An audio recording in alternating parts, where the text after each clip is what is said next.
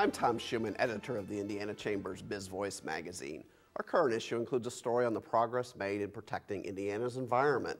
Joining us today is Bernie Paul, who operates his own consulting business in the environmental field. Bernie, there's lots of stories out there about the problems, the challenges in Indiana's environment, but talk about the improvements that have been made. Air quality is a good example of where we've seen significant improvement in Indiana's environmental quality. By any measure, air quality is vastly better. The amount of pollution that we measure in the atmosphere is down by as much as 80% in the last 30 years. And if you look at the emissions that come from factories and power plants and cars, those are down by 90% or more too.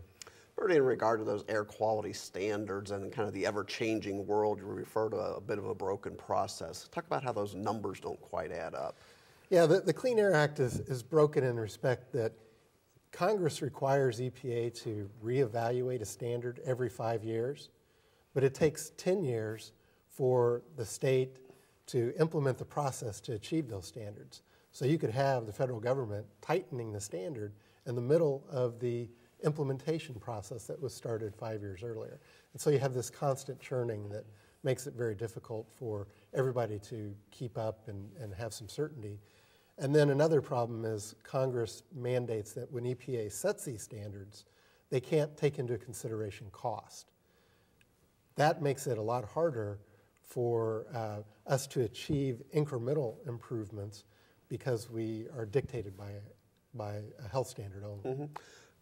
Bernie, as we wrap up, talk about the balancing act of government, the important role of protecting the environment, but trying to maintain the cost.